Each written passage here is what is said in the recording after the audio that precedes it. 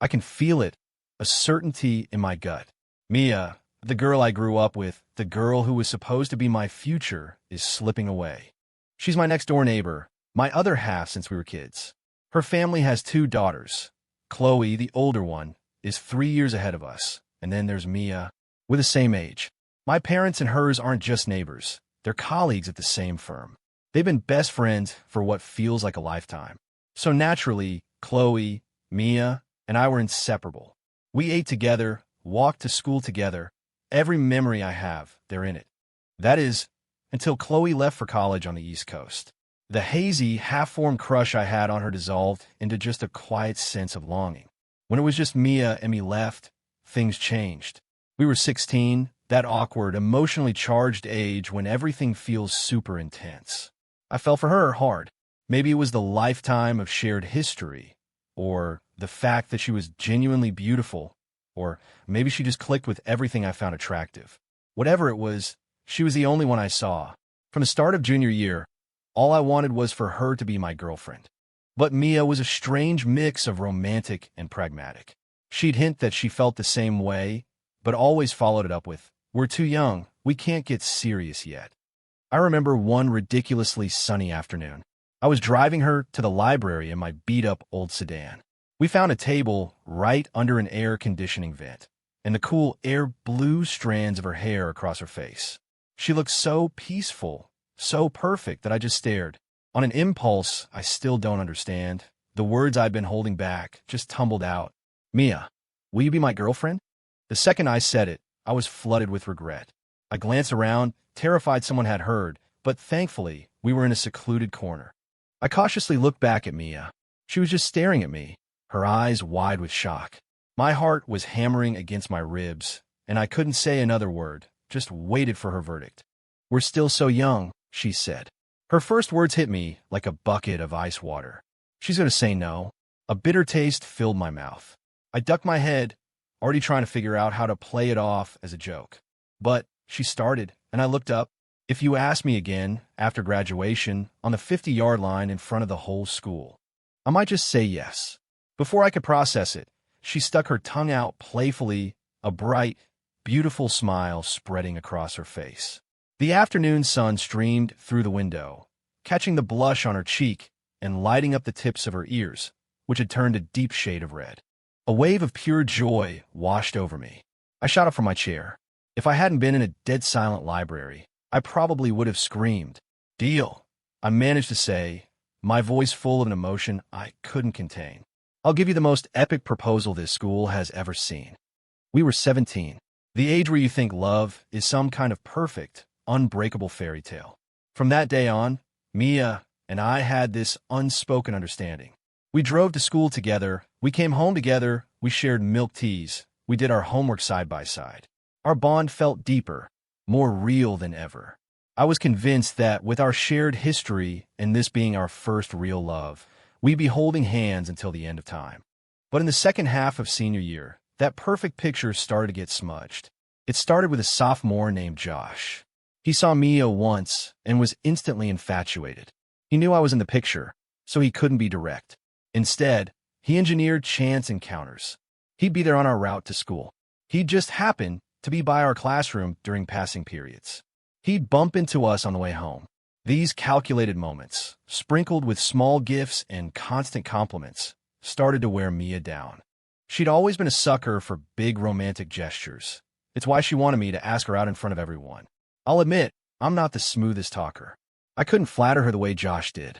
I didn't have the shameless persistence he used to chase after girls. But my biggest strength is knowing when to cut my losses. I knew Mia better than anyone. The moment I saw her starting to waver, I began to pull my own feelings back, redirecting all that energy into studying. If you ever feel insecure next to the person you like, you need to work on yourself, not spiral. Spiraling just makes them lose respect for you. Self-improvement is the only way to close the distance. That was something my dad always told me. Maybe he'd seen it all along, that Mia wasn't the type to settle down easily. Soon, Mia started letting Josh join us for lunch. She'd still sit next to me, but her conversation, her laughter, was all directed at him. Watching her light up while talking to him went from a stab in the heart to a dull, familiar ache. It's not that I didn't say anything. I told her she was getting too close to him, but Mia would just wave it off. He's just a sophomore, Leo.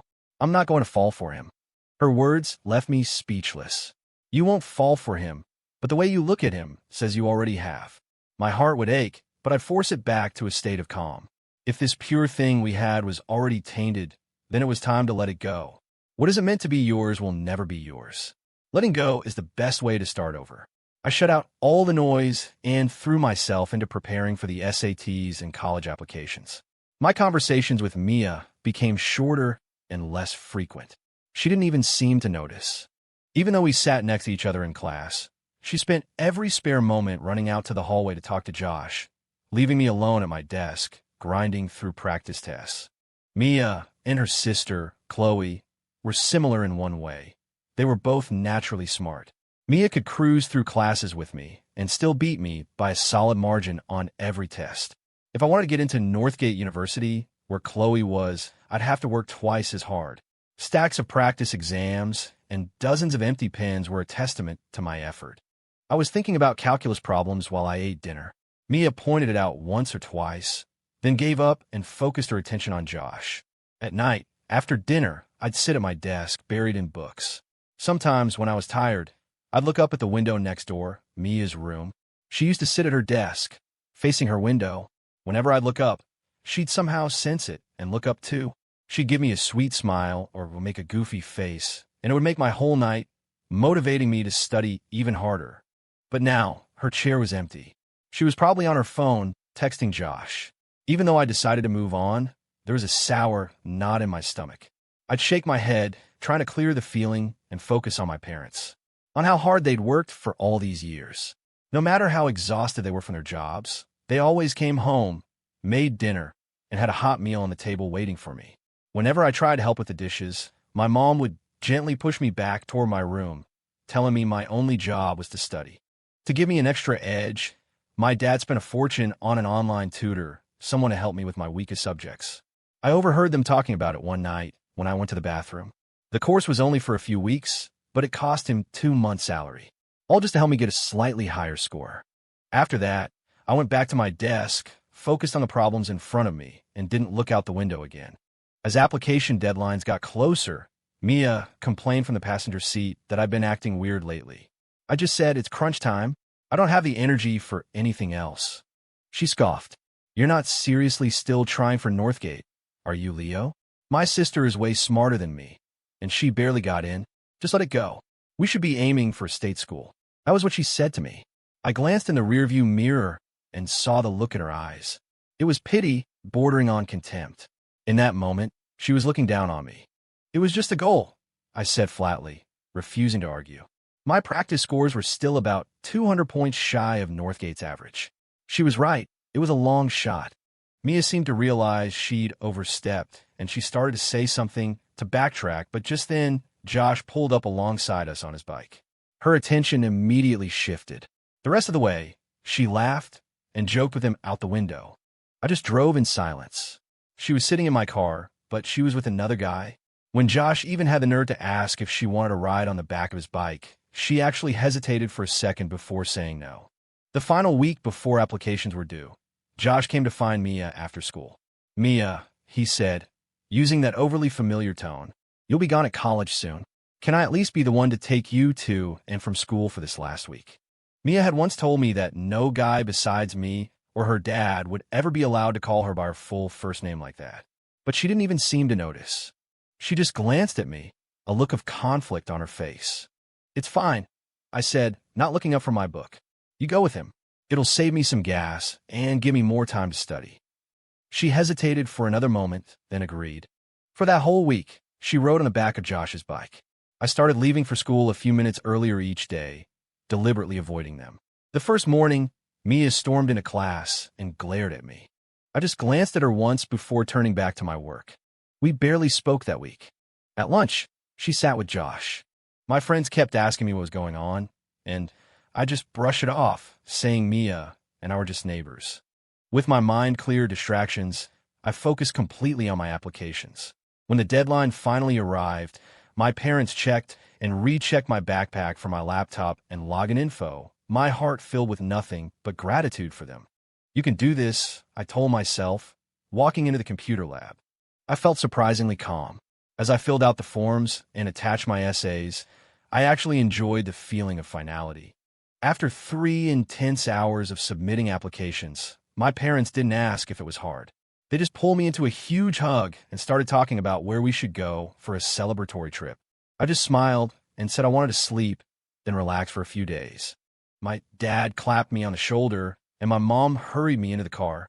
Back home, I crashed and slept until I woke up naturally, feeling completely refreshed. The tension of the last year had finally lifted. I just laid in bed, stretching, with no desire to get up. I finally rolled out of bed around noon when I heard voices in the living room. Mia's parents were over, planning a joint family vacation with my mom and dad. When they saw me, they lit up, asking why I hadn't been over to see Mia lately. I just smiled and said studying was more important, but now that applications were in, I'd have more time. Mia's mom, her eyes crinkling into a smile, pulled me down to sit next to her. She asked where I wanted to go, and I thought for a second and said maybe a trip to see the national parks out west, like Yosemite. Her smile got even bigger. She exchanged a look with her husband and said Mia had suggested the exact same thing. So it was decided. Both families would go to Yosemite for a week. Chloe would be home in a couple of days, and we could all go together. It had been a long time since we'd all done something as a group. 2 days later, Chloe was back, as gentle and warm as ever. The first thing she did was hand me a small box. Inside was a limited edition action figure I'd been wanting for ages. I carefully set it down, and in a burst of excitement, I gave her a quick, tight hug. I realized what I'd done and immediately let go, just in time to see Mia watching us with a sour expression. "It's okay, Leo," Chloe said with a soft laugh. "It's not like you haven't hugged me before." Her words made me blush. Looking at her fair, pretty face, my heart did a little flip. When we set off, both families in their respective cars, Mia didn't come over to ride with me like she always used to. My mom, noticing our car only had 3 people, jokingly called out, asking if one of them wanted to join us to liven things up. To my surprise, Chloe started walking over. Seeing that, Mia jumped out of her car and ran to ours too. So I ended up sitting in the back, sandwiched between the 2 sisters. The atmosphere, however, was anything but harmonious. I found myself constantly turning toward Chloe, asking her about college life. She answered everything with a gentle warmth, sharing funny stories and interesting details. We talked and laughed easily, and the complete lack of awkwardness between us seemed to irritate Mia. But no one was paying attention to her. I was completely absorbed in my conversation with Chloe. The big sister who had always looked out for me was still the same person I remembered. The months apart hadn't created any distance at all. The trip was a blast for everyone, except for Mia, who seemed to be in a perpetually bad mood. Her mom scolded her a few times over the 7 days, but it didn't make a difference. The only time her expression changed was when her phone buzzed, and she'd retreat into a corner, smiling and texting for hours. Chloe watched her thoughtfully for a long time. Then her gaze shifted, strangely, to me. But I was too busy taking in the majestic views of the valley to notice. The week flew by. On the drive home, I was grinning like an idiot at a picture on my phone. It was a photo of Chloe and me on a boat on one of the lakes. I was excitedly pointing at something in the distance, and she was looking at me with a soft, gentle smile. The affection in her eyes was captivating. The picture just radiated this effortless intimacy. There were plenty of photos from the trip with my parents with her parents, but only a few with Chloe, and only one with Mia, a candid shot her mom had taken. In it, Mia looked distant, her attention glued to her phone. I was turned toward Chloe, and though we were only a foot apart, we might as well have been in different worlds. When Mia saw that photo later, she froze. She looked at me with a flicker of guilt, but I was too busy admiring the pictures on my phone to care. After that, Mia started coming over all the time. She'd hang out at my house or invite me over for dinner. I didn't refuse, but I kept a careful, polite distance. I'd go to dinner. I'd be civil when she came over, but the easy intimacy we once had was gone. We were just friends. Mia's mood soured, though she tried her best to act cheerful around me. This went on for a few days. On the morning we had to go to the school to officially accept our college offers. Mia was waiting for me at my door, a conflicted look on her face. "Let's go," I said, ignoring her expression and patting the passenger seat of my car. "Leo, are you going to keep your promise?" The sun was bright, and a light breeze was blowing.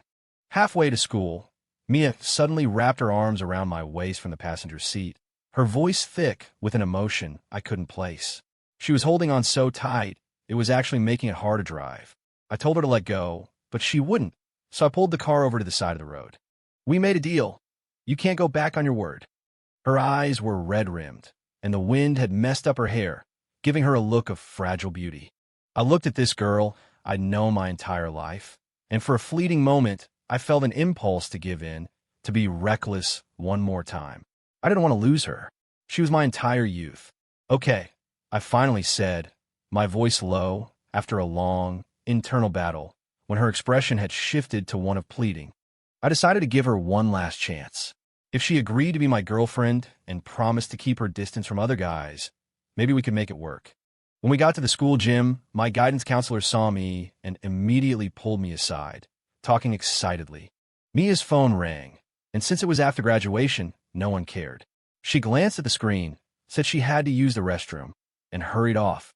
My counselor was gushing about my final SAT scores, announcing them proudly to everyone in earshot. My classmates stared at me in shock. I had jumped over 200 points from my last practice test. Getting into Northgate was no longer a long shot. It was a sure thing. I submitted my acceptance, but Mia still hadn't come back. I pulled out my phone and called her. It rang several times before she picked up. The background was noisy. She said she was on the football field and would be right back, then hung up. With nothing else to do, I took her acceptance form and went to find her. As I got to the field, I saw a large crowd gathered in the middle. Mia was standing in the center of it all, the focus of everyone's attention. Josh was in front of her, holding a huge bouquet of flowers, saying something to her. It was obviously a public confession. Mia was biting her lip, looking torn, and hadn't given him an answer. I thought about it for a second, then reached into my pocket. It was a gift I'd bought a long time ago. A delicate silver necklace. It wasn't expensive, but Mia had pointed it out once, saying how much she loved it, but couldn't afford it with her allowance. Back then, when she was my whole world, I had filed that information away. It was time to make good on my promise. The choice was hers. "Mia, I really like you. Will you be my girlfriend?" I strode forward, walking right past Josh, as if he didn't exist, and held the open box out to her. Josh's face darkened. When he saw the flicker of delight in Mia's eyes, he panicked. He whispered something to her that I couldn't hear. But whatever it was, Mia's expression changed. Her eyes darted to a girl standing nearby, and then she reached out and took the flowers from Josh. She didn't say a word, but the message was clear. I let out a dry, self-deprecating laugh. "Well, Mia, I kept my promise." I tossed the necklace box onto the grass, shoved her acceptance form into her hand, and turned and walked away without looking back. I could feel the eyes of the other students on me, pity, disdain, contempt. I felt nothing. I had honored my word. She had thrown away her last chance. From now on, we're just neighbors. For someone like me, who valued emotional loyalty above all else, I'd already bent my own rules for her. This just erased whatever was left. Mia didn't follow me. I didn't go back to the gym. My business there was done. I just got in my car and drove home. "Leo, why did some other boy drop Mia off?" "Were you being difficult again?" my mom asked, clearly displeased that I hadn't brought her home. I explained that Mia had something to take care of, so I came back first. My mom gave me a thoughtful look, sighed softly, and let it go. It wasn't long before Mia showed up in my room, looking at me cautiously. "Leo, Josh's sister was there. I was afraid he'd be embarrassed, so that's the only reason I did it. Don't be mad." I almost laughed at the explanation. I turned and studied her face. She couldn't meet my eyes, but then she moved closer, grabbing my arm and starting to whine playfully. "Oh, come on, Leo, I know I messed up. It was just this once. I promise it'll never happen again. Okay, just ask me one more time. I'll say yes, I swear." Her soft, pleading voice just made my skin crawl. The thought that she probably used the same tone with Josh filled me with irritation. My expression must have been colder than I realized because she looked at me with disbelief. Just then, my mom came in, and Mia didn't dare say any more. My mom, seeing her, cheerfully invited her to stay for dinner. "Mom, Mia has plans later. She can't stay," I said, cutting in before Mia could accept. The look on her face was pained, but in front of my mom, she could only force a smile, say a reluctant goodbye, and go home. Then my phone started blowing up with texts from her. Long, rambling essays that I had no desire to read. They were all excuses about the situation, about our childhood bond, about how she was just trying to spare Josh's feelings. I replied with one sentence. "Did you ever stop to think that maybe I would be embarrassed?" Then I put my phone down and didn't read another message she sent. For the rest of the summer, I got a job at a mall a few towns over. It was a rotating shift, and the few times Mia came by, I was always at work. We didn't see each other once the entire summer. I didn't answer her calls. I didn't reply to her texts. The first time we finally saw each other was when I got my first real paycheck and took Chloe out to celebrate. Mia tagged along, looking a little nervous but excited. She kept trying to make conversation, and while I wasn't rude, my answers were short and noncommittal. Her phone buzzed constantly, but she ignored it every time. With Chloe there, she couldn't bring up what had happened, but she kept shooting me guilty looks. Chloe, for her part, seemed oblivious to the tension, her eyes on the city traffic, occasionally reminding us to be careful. Then Mia's ringtone went off. She rejected the call twice. The third time, she glanced at me, saw I wasn't paying attention, and answered in a hushed, annoyed tone. I don't know what the person on the other end said, but Mia's face fell. She hung up, looking conflicted, and then flagged down a cab. "A friend of mine just got into town. I have to go meet them," she said hurriedly and left, leaving Chloe and me standing there. Chloe didn't seem bothered by her sister's abrupt departure. Instead, she casually took my hand. "There's too much traffic here. I'll feel better holding on." It felt like it was 6 or 7 years ago when Chloe, who had hit her growth spurt early, would hold my hand on the way home from school. Back then, it felt safe. Now it made my heart race. Her hand was so soft in mine, a gesture of easy intimacy that was so different from anything I'd shared with Mia. I had booked a private room at a nice restaurant near the mall and ordered all of her favorite dishes. After we ate, I paid the bill without a second thought.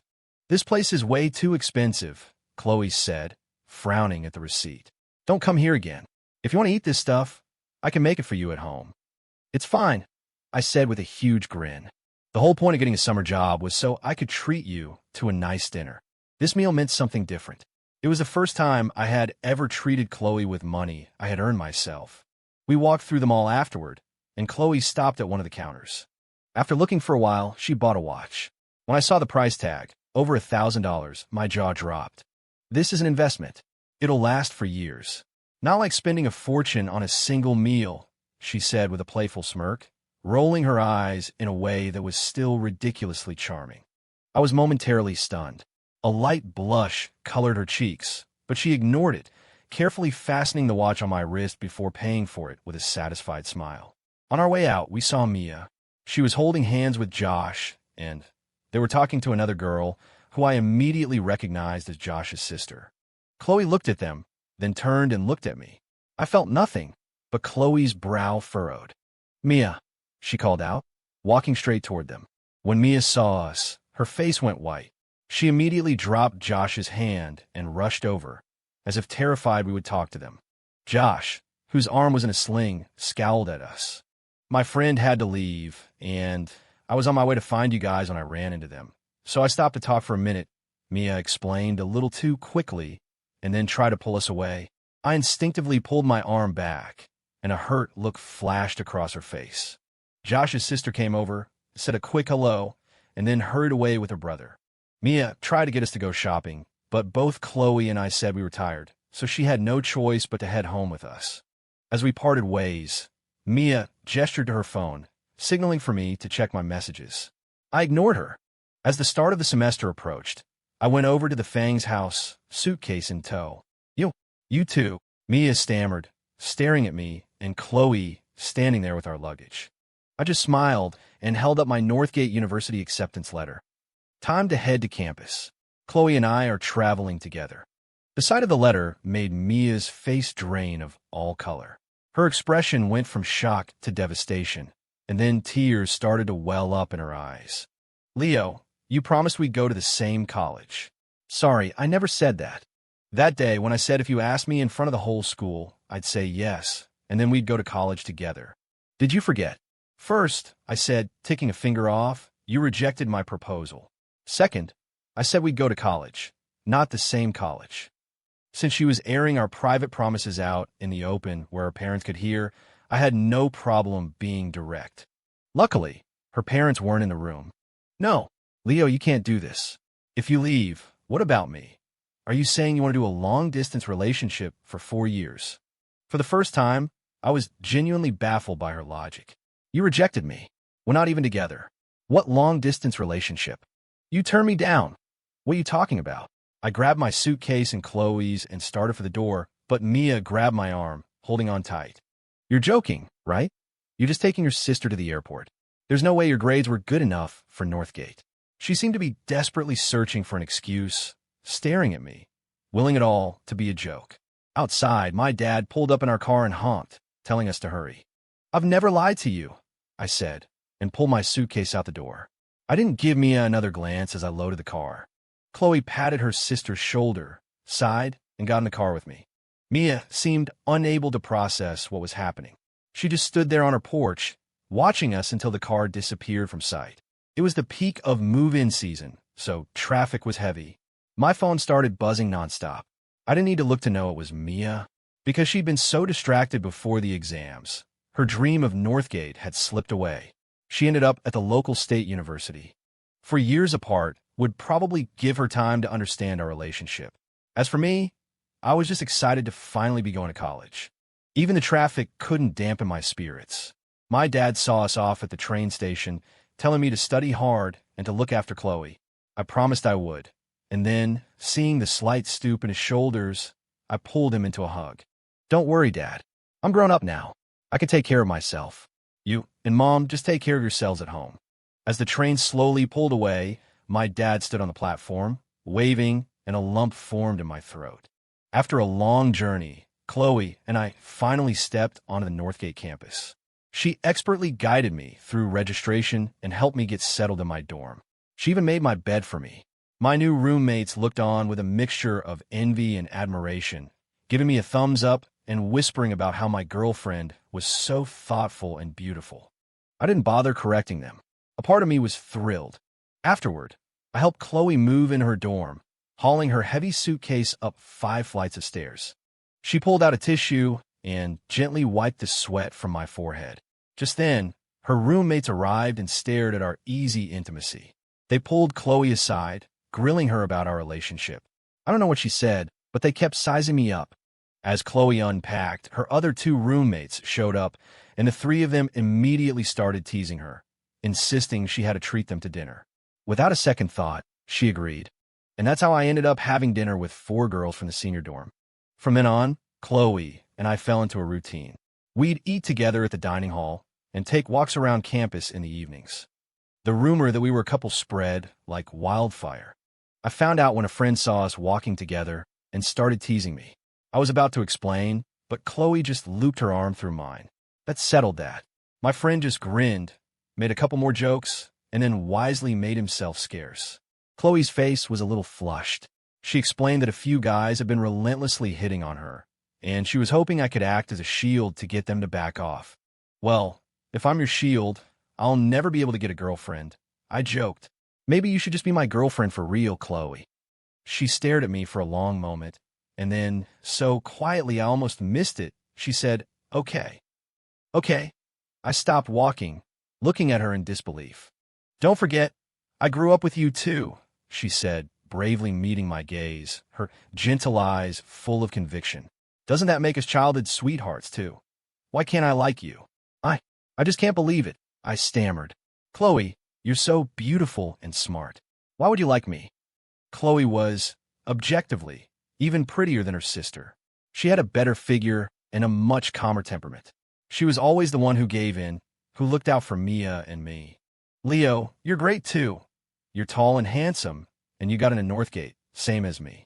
Your grades are just as good as mine. She rushed to list my good qualities, not letting me put myself down.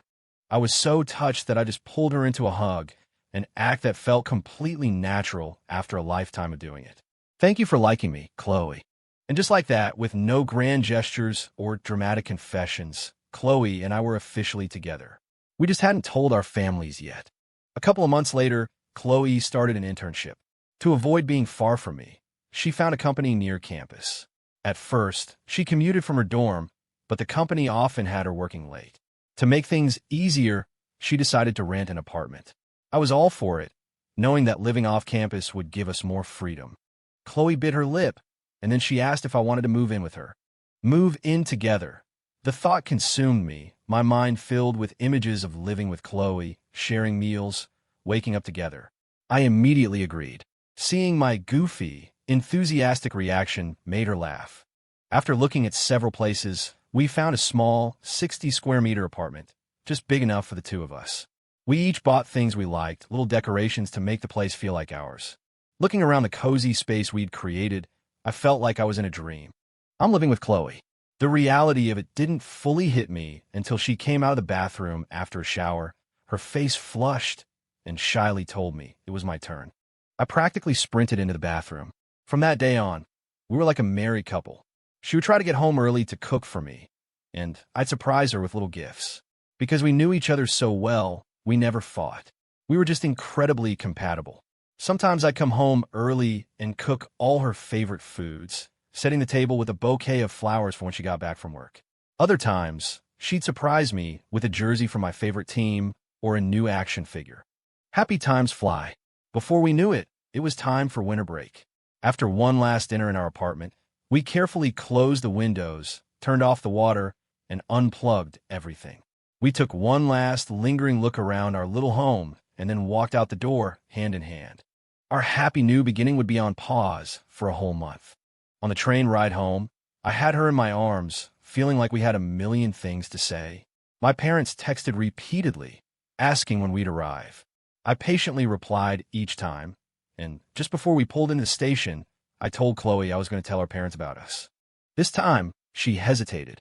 What about my sister? She asked. What about her? There's nothing between us, I said. Who cares what she thinks? Chloe finally nodded, but asked me to let her be the one to announce it. When we exited the station, both sets of parents were there waiting. Mia's break didn't start until that afternoon, so she wasn't there. I sat in the back of my parents' car with my mom, who held my hand and looked me over, saying I'd gotten thinner and a little darker after half a year away. I laughed and flexed my arm, telling her that the freshman boot camp had made me leaner, not weaker. My parents laughed, happy to have me home. We drove straight to Mia's university to pick her up. She was just walking out as we arrived and ran over, looking thrilled to see us. I hadn't initiated contact with her once in the past 6 months. All the effort had been from her side. I had told her once that we could only be friends, but she didn't listen. After that, I only replied selectively to her texts, ignoring anything that crossed the line. At the restaurant, our families gathered for dinner. Chloe and I sat together, but Mia insisted on squeezing in next to me. As she sat down, she saw our hands intertwined under the table. The color drained from her face. At one point, Mia's mom mentioned that Chloe would be graduating soon and that it was time she started thinking about finding a boyfriend. Chloe stood up, holding up our joined hands for her parents to see. Leo and I are together, she announced simply. The statement stunned both sets of parents into silence. Then, a moment later, they all broke into joyous laughter. My dad and her dad immediately raised their glasses. Looks like we're going to be family, her dad boomed. I've watched Leo grow up. I couldn't ask for a better son-in-law. And Chloe is a wonderful girl, so sweet-natured, my dad returned. I'd be thrilled to have her as a daughter-in-law. The two of them began a round of mutual compliments, drinking happily and getting progressively drunker. Their talk quickly turned to engagement parties, wedding gifts, and how many kids we should have. The wedding gift will be generous. We love Chloe, and she deserves the best, my dad declared. I'll handle the engagement party. Don't you spend a dime. I only have 2 daughters. Everything I have will be theirs one day, her dad slurred back. Our mothers were just as delighted, huddled together and whispering, their eyes constantly flitting over to Chloe and me. Mia, however, didn't smile once. She sat there, pale as a ghost, barely touching her food the entire evening. Later that night, the shouting started. Mia and Chloe were having their first ever real fight, and it was so loud we could hear it next door. When I knocked and went inside, I found Chloe, usually so gentle, standing her ground like a mother hen, arguing fiercely with her sister. Leo loves me. He asked me out. How could you steal him from me? Mia shrieked. So what if he asked you out? You didn't say yes. What's wrong with me being with him now? Chloe retorted. Hearing this, their mom looked at me with a complicated expression. I gave her an apologetic nod and walked over to Chloe, taking her hand. Mia, the only reason I asked you was because you told me to, I said, my voice steady. At that point, I wasn't expecting us to get together because I knew you were going to choose Josh. You rejected me. Why are you making a scene now? My words seemed to deflate her completely. I just wanted to, she stammered, trying to explain. When all those people were laughing at me, I cut her off. You chose to stay there and let it happen. Did you ever think about how I felt? And after that, you and I both saw you with Josh. Was he forcing you to be there? Were you forced to meet his sister as his girlfriend? Have you even broken up with him yet? My string of questions left her paler than ever, unable to form a coherent defense. All she could do was tearfully insist that she was just pretending to be his girlfriend and that they were never really together. You know what you were really thinking? We've known each other our whole lives. Mia, I know exactly what was going through your head. If you had feelings for someone else, you should have just let me go. Mia had nothing left to say. That night, Chloe came home with me. It was her official introduction to my parents as my girlfriend. She ignored Mia for the rest of the break, and I spent all my time with her, not caring what Mia was doing. Just before we were scheduled to go back to school, Mia showed up at our door. Our parents were throwing us an engagement party the next day, and we were leaving the day after. What did she want now? Curious, Chloe and I followed her outside. Waiting there were Josh and his sister. He just asked me to pretend to be his girlfriend, Mia said, addressing us but looking at them. He said you were watching, Leo, and that he'd be humiliated if I said no. That's why I did it. Josh's sister looked shocked, glancing between her brother and Mia, clearly not expecting to be dragged into this. Mia, you spent all your time with me, you agreed to be my girlfriend, and now you're backing out? Josh said, frowning at me, as if I were the one who had stolen his girlfriend. I didn't manage our friendship well, and for that, I'm sorry, Mia said, her voice firm. I've always seen you as just a younger friend. I've never had romantic feelings for you. Her bluntness made both Josh and his sister scowl. Just a friend. Josh shot back. You came to my classroom every day. You texted me constantly. While I got hurt, you drove 30 miles to see me and told my sister you felt bad for not taking better care of me as your girlfriend. That was just as a friend? Mia's face went white. She didn't know how to respond and just kept stealing nervous glances at me. It's you, Josh suddenly yelled, pointing at me. You forced her to do this, didn't you? You were afraid I'd steal her from you, but we're the ones who are in love. You can't break us up. It has nothing to do with him. This was all my fault. Mia cried, jumping in front of me with her arms spread wide. Excuse me, I think you're confused, I said calmly, holding up my hand, which was clasped in Chloe's. On both of our fingers, engagement rings glittered in the sun. Chloe and I are getting engaged tomorrow. Your business is your own. Josh was struck dumb. His sister grabbed his arm, stopping him from saying anything else. I don't care what you were thinking, his sister said to Mia, her voice sharp but reasonable. You led my brother on, and now you're trying to walk away from it. You owe us an apology. Mia had no response. She could only hang her head and mumble apologies. Josh's sister dragged him away, clearly wanting nothing more to do with the situation. That evening, Chloe told me Josh's sister had called Mia and chewed her out for messing with her brother. The next day, our engagement party was a simple but happy affair, with all our relatives gathered to celebrate with us. Afterward, Chloe pulled me aside. She was worried about Mia, who had been quiet and withdrawn all day. The confrontation yesterday had clearly hit her hard. Chloe and I want to find Josh's sister. We explained the whole history between Mia and me, and how her brother had inserted himself into the middle of it. When she heard that her brother had knowingly pursued Mia, even though he knew about me, she was appalled. I told her the whole story, including how Chloe and I had gotten together.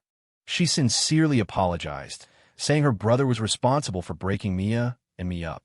I just shook my head, smiled, and left, holding Chloe's hand. I didn't realize Mia was standing right behind us until it was too late. She looked at us with a complex devastated expression.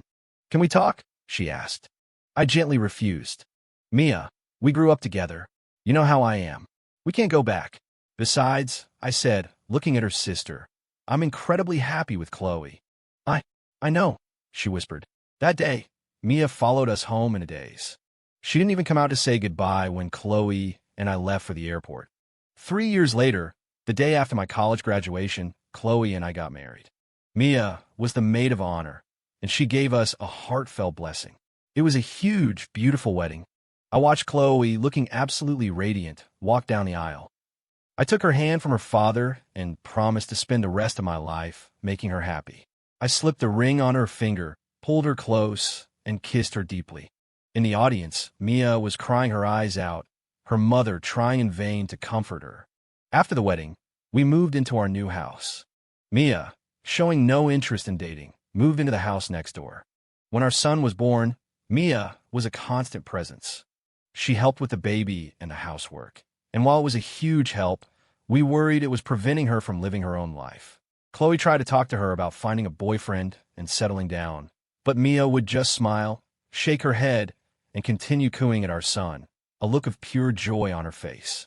Our jobs were local, and while Mia's salary wasn't high, her hours were flexible. Having her around saved us so much time and energy that eventually we stopped trying to persuade her otherwise. One Saturday night, Chloe and I came home from a much-needed date night. As we opened the door, we heard a conversation from the living room. "Say mama, sweetie. Can you say mama? Mama." Chloe and I stood frozen in the doorway, staring at Mia, who was holding our son and beaming. We looked at each other, completely at a loss for words.